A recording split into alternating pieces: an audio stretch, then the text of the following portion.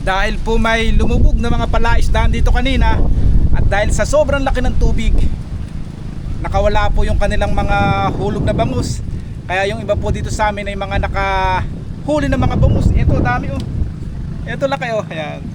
Papandawin natin ngayon yung mga lambat na inumang natin, at napakaraming bangus na nahuli nito. Ito po. Ang daming huli na bangus ng mga lambat.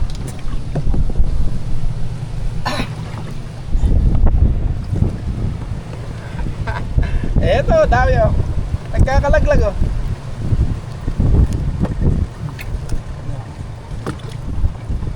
Daming bangus oh.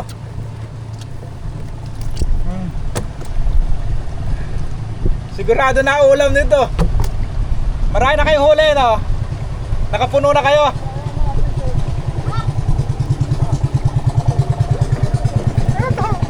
Laki oh, dami oh. Sigurado na pang ulam, magbebenta pa nito.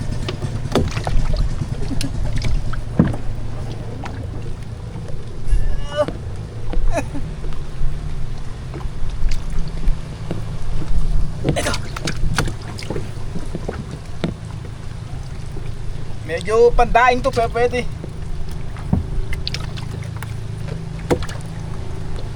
Dami.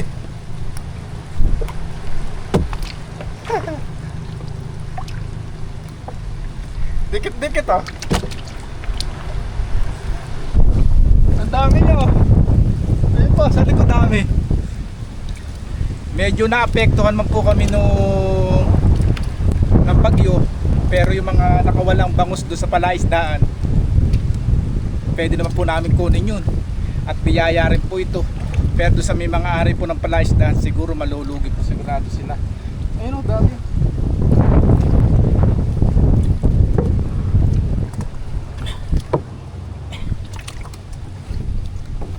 Mahirap magtanggal. Nag-iisa lang po tayo.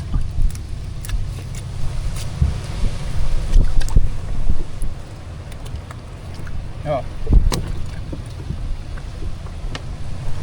Ito pa.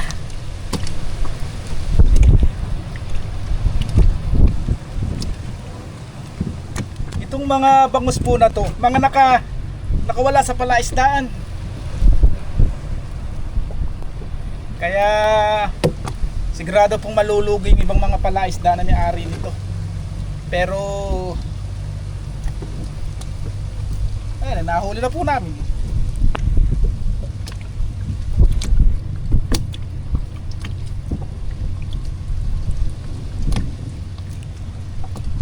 Parang lapad daw. Parang wala.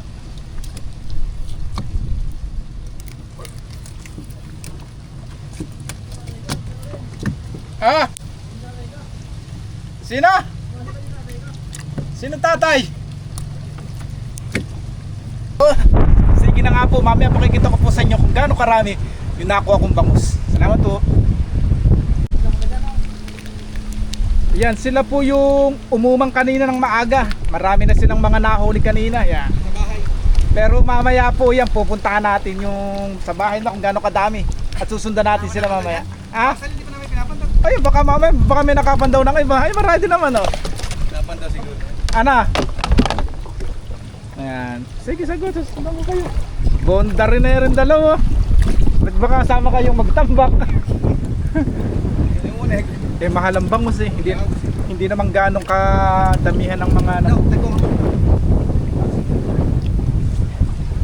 Oh. Ano, tumitingin pa sa kanila.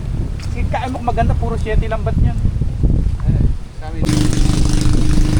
Aangatin natin yung lambat oh. Titingnan natin kung tenga. Ayun o, dami o. Ito ba? Ayun ang tinga o. Dami. Alang alagasat? Hindi. Dami niyan. Ang dami. Dami pa ito hindi binuo. Hindi binuo, puro 7. Oo.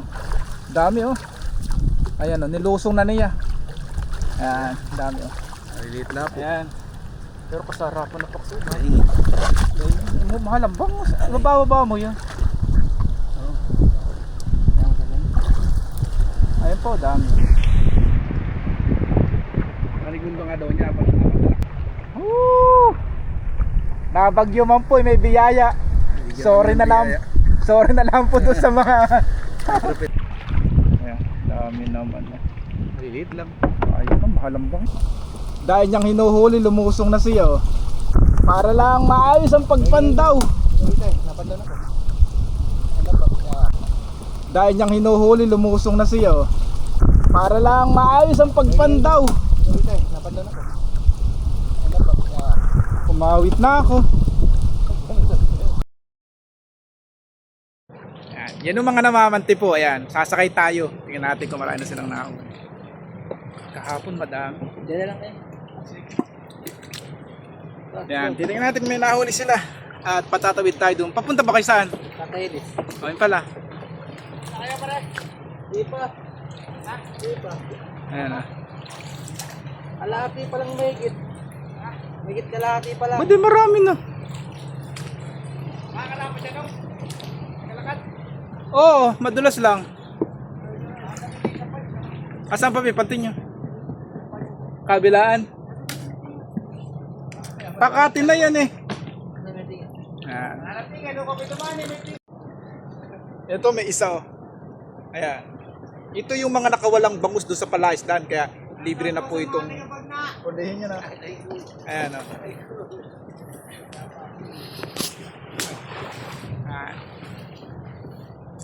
Medyo kahit po na nilubog kami dito, medyo biyaya rin po ito. Pero doon sa mga nasiraan po ng palaisdaan, siguradong malulugi po sila nito dahil sa mga nakawalang.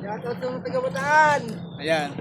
Yung ito po yung mga kasamahan ko na to, taga-Bataan po yun, ang mamalaot. Eh kasi nga po, malaki ang alon, hindi na po sila ngayon makapalaot. Sa susunod na lang po siguro pagka tumila na yung habagat. Ayan. Habang hindi po gumaganda yung panahon, no, habang hindi tumitigil yung mga pabugso-bugsong ulan o pabugso-bugsong hangin, mahirapan pong humupa itong laki ng tubig at baha. Sana naman po sa susunod na mga oras humupa na yung baha at itong tubig para maibisa naman po kahit paano yung hirap na dinaranas ng mga may-ari ng palaisdaan dito. Pati din po yung mga taong naninirahan dito sa coastal area, maging sa bayan po ng Malolos.